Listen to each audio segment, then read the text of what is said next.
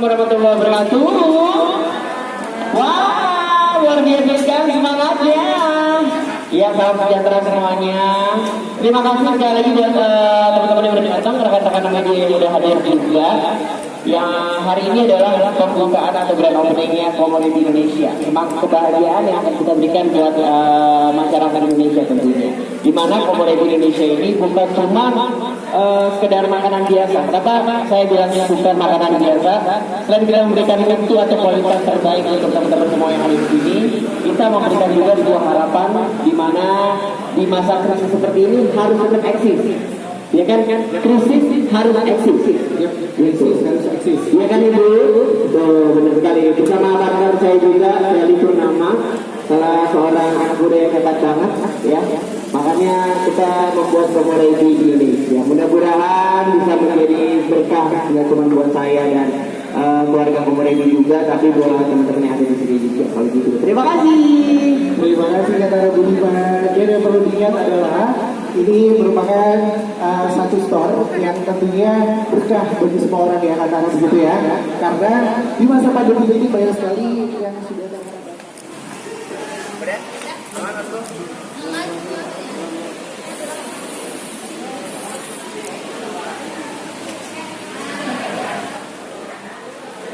Oke, terima kasih sekali lagi rekan-rekan media yang udah support kita, saya dan juga Sally.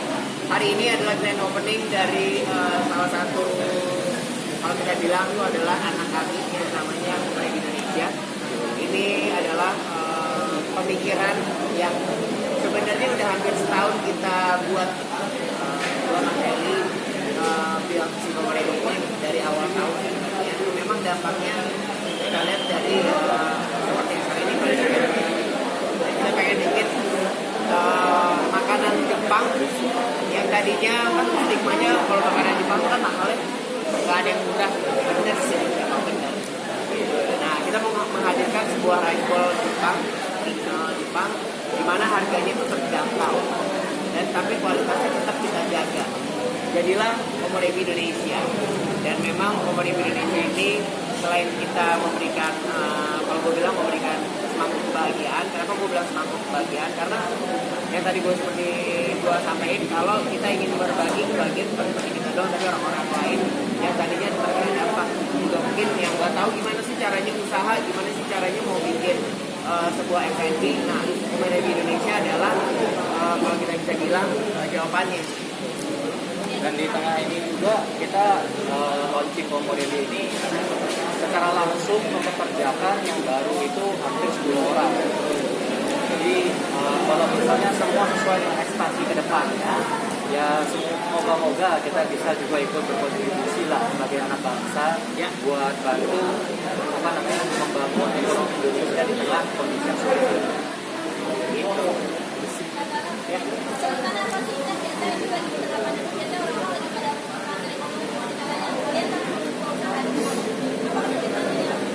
Gini, kalau ditanya kesulitannya, kembali lagi tantangan untuk membuka usaha di masa pandemi itu besar banget ya.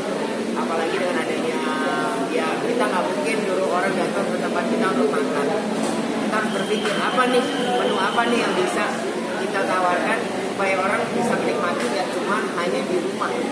Nggak cuma hanya di kantor tapi bisa makan di rumah. Salah satunya adalah Komoditi Indonesia. Makanan yang gue bilang makan enak gak harus mahal tapi praktis dalam arti apa?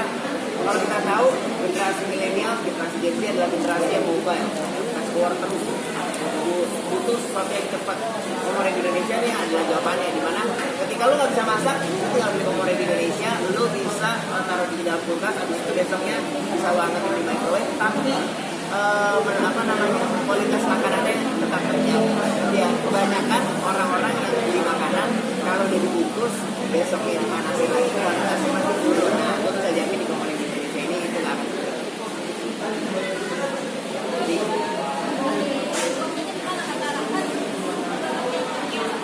ya. Alhamdulillah sih kesibukan aku tuh sekarang tuh adalah kesibukan yang bisa dilakukan di mana aja gitu. Walaupun podcast, walaupun masih ada beberapa persyutingan juga.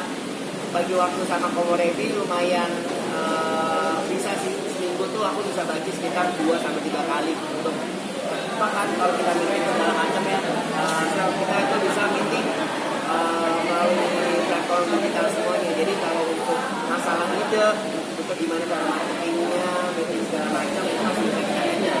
Yang sulit adalah menentukan gimana caranya, rasanya seperti apa, gramasi dagingnya seperti apa. Jujur dari gramasi daging, dari cara kita makan menentukan rasanya, gue tuh lumayan berantem sama bro ini enggak, tapi ini harus gini, enggak bro ini kurang, pas udah kelebihan, bro ini kayak kelebihan, tuh kan udah banyak lah. Yang namanya kayak kita buka usaha kan kayak kita nikah kan, harus ada cek-ceknya dulu untuk dapetin sesuatu yang better. Karena menurut gue dari perbedaan visi nanti kita tahu nih yang terbaik itu apa.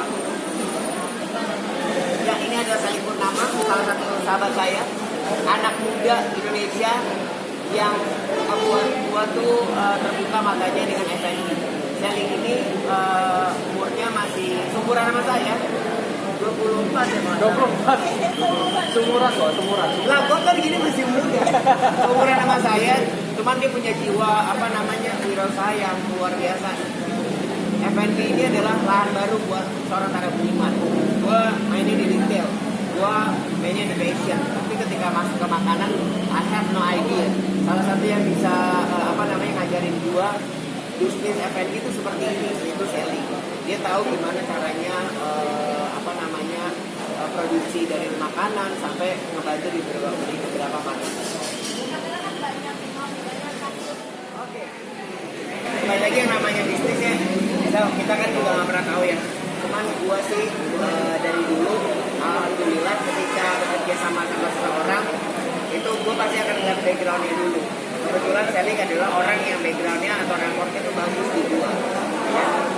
Sally adalah orang yang paling penting seberapa pun susahnya menjalin sebuah usaha, yang penting jujur aja sama gua, jujur aja cukup. Jadi gua buat gua yang namanya cekcok pasti nanti ada, yang namanya keluarga kita bisa cekcok bisa sama teman-teman ya. Cuman gimana caranya kita meminimalisir yang namanya nanti perdebatan atau apapun itu harus ada mengerti. Kalau gue boleh nambahin, resiko pasti ada resiko lah ya. Kita namanya bisnis, kehidupan nggak pasti lagi pasti. Yang penting adalah kalau kita udah berpartner seperti ini, semuanya kita open, semua terbuka. Jadi suka duka itu kita harus alami bersama. Ya. Dan itu yang gue juga senang banget dari Utara ya. Di tengah kesibukannya semua dengan semua kesibukan di fashion, entertainment, dan bisnis lainnya, dia masih luangin waktu banyak untuk bisa bangun bareng, coaching bareng komunitas.